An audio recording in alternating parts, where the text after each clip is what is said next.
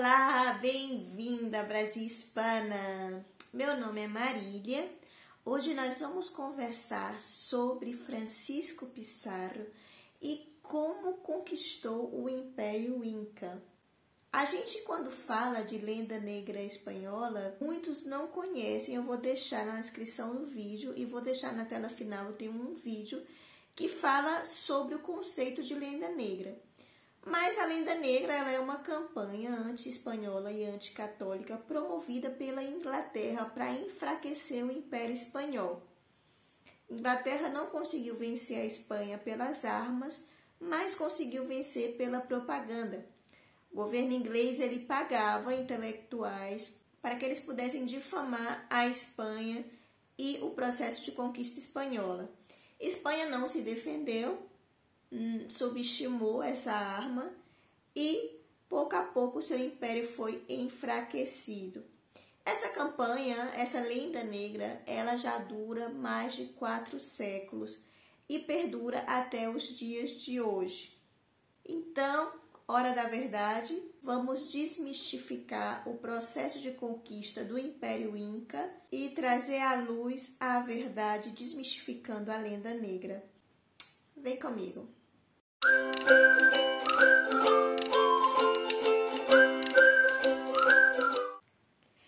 Para nossa conversa, para embasar a nossa conversa, nós vamos utilizar 2 fontes bibliográficas. A primeira é o livro Madre Pátria, do meu querido, amado, professor Marcelo Gullion Odeu, e também Breve História de Francisco Pizarro, de Roberto Barletta, muito bom também. Então, todos os créditos e todos os direitos aos autores. Primeiro, quem foi Francisco Pizarro? Francisco Pizarro nasceu em Trujillo. A gente visitou Trujillo faz pouco tempo. Vou deixar também na descrição do vídeo e na tela final para que você possa assistir o vídeo de Trujillo. Muito linda a cidade. Francisco Pizarro vem de uma família muito pobre. Ele era um filho bastardo de uma família de judeus conversos, analfabeto. Ele viu na área militar uma forma de ascensão na vida social, então ele ingressou na vida militar e ingressou nas expedições rumo ao Novo Mundo. Quando Pizarro decidiu conhecer o grande Atahualpa, ele contava com 190 homens. Então, quando os locais souberam que ele ia subir os Andes para conhecer o Atahualpa, Atahualpa tinha acabado de vencer uma guerra civil contra o seu irmão. Ele matou o seu irmão, o Huáscar, e bebeu chicha com o crânio do seu irmão para celebrar a vitória. Então, ele ia conhecer o novo governador Atahualpa. Quando os índios, os locais, souberam que ele ia subir os Andes para conhecer o Atahualpa, eles imediatamente ofereceram abrigo, ofereceram comida e ofereceram apoio militar. Mas estranho, por que eles iam oferecer tudo isso? Ele sobe e à medida que ele sobe na Cordilheira dos Andes, ele começa a ver índios mortos, amarrados pelos pés, de cabeça para baixo. E os locais, os curacas, que eram os governadores das tribos, dos povoados, eles diziam que era um sinal que Atahualpa havia passado por ali.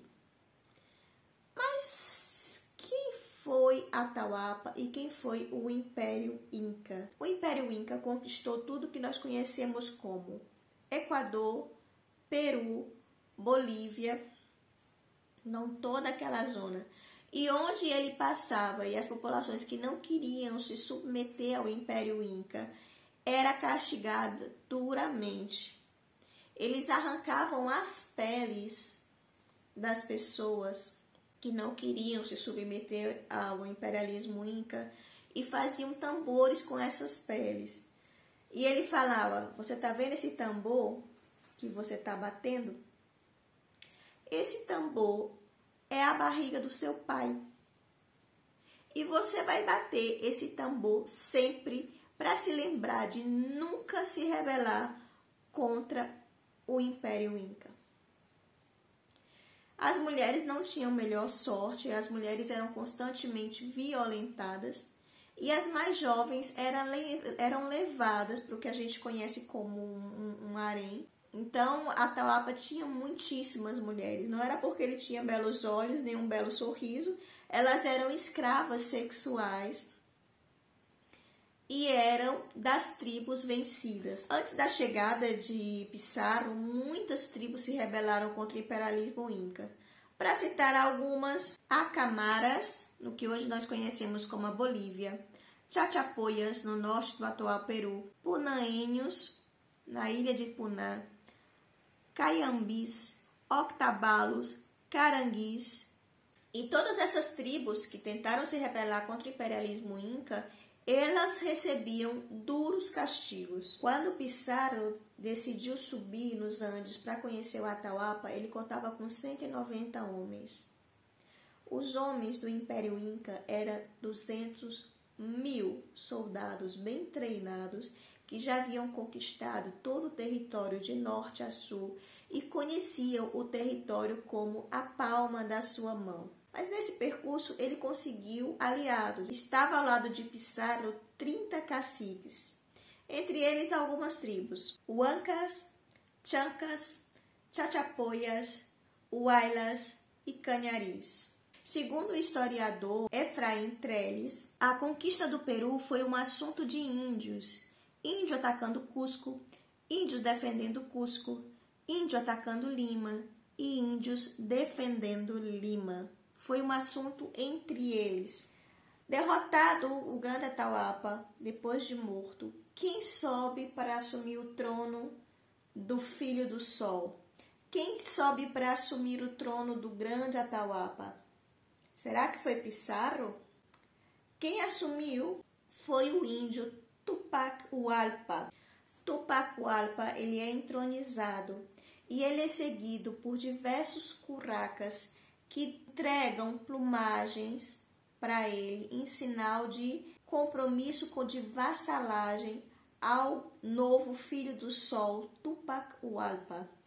Pizarro organizou para que tudo saísse conforme os seus costumes, as suas tradições, estabelecendo com Tupac Hualpa uma relação de aliança e não uma relação de sujeição.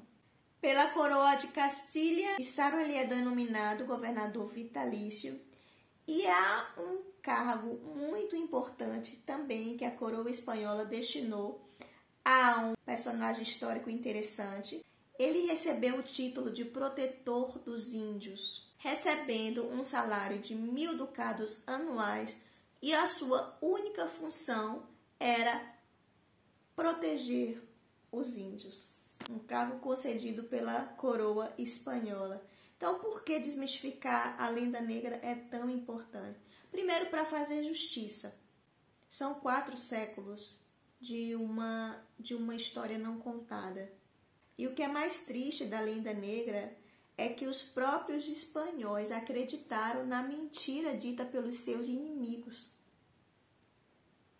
Então, reiteradamente, existe um discurso de que pedir perdão uma e outra vez, quando sequer se conhece a verdade dos fatos históricos. Eu confesso que eu tenho que pedir perdão porque eu acreditei na lenda negra por muitíssimos anos, a minha vida inteira. Porque na escola eu não fui ensinada de outra maneira, na escola a gente não é ensinado de outra forma, a gente tem uma educação completamente doutrinada em Latinoamérica. Não nos é apresentado outras fontes históricas, outras interpretações históricas, sequer é apresentado.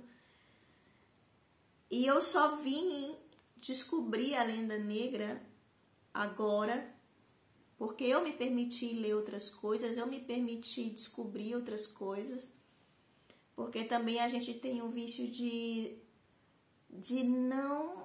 ter medo de contrapor nosso sistema de crenças, tudo aquilo que vai contrapor ao que a gente aprendeu desde criança, a gente não quer ler, a gente não quer saber, a gente coloca um rótulo, a gente coloca uma etiqueta, fecha os olhos, fecha os ouvidos, não, a minha verdade é essa, foi assim que eu aprendi. Então, muitas vezes é muito complicado a gente se abrir para escutar algo novo e algo que confronta o que a professora ensinou quando a gente era criança. Então, esse é o exercício também, a gente se permitir a ler outras coisas, a confrontar as nossas verdades tão estabelecidas E eu agradeço muito ao professor Marcelo Gullion Model e recomendo muito que vocês conheçam, porque ele está tendo um trabalho incrível, incrível.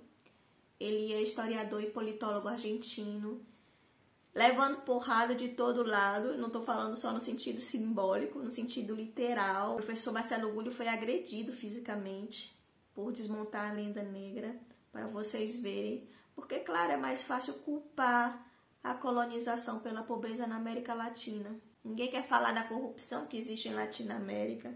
Ninguém quer confrontar isso, né? Então é mais fácil culpar 500 anos atrás do que enfrentar como nós estamos hoje. Então esse é o convite. Eu espero que você tenha gostado do vídeo. Deixa aqui no comentário o que foi que você achou, se você já conhecia o Império Inca e o processo de conquista do Império Inca, por Francisco Pizarro. Deixa teu joinha, se inscreve no canal para mais informações valiosas como essa e vem com o Brasil Hispana e fazemos juntos um novo amanhecer.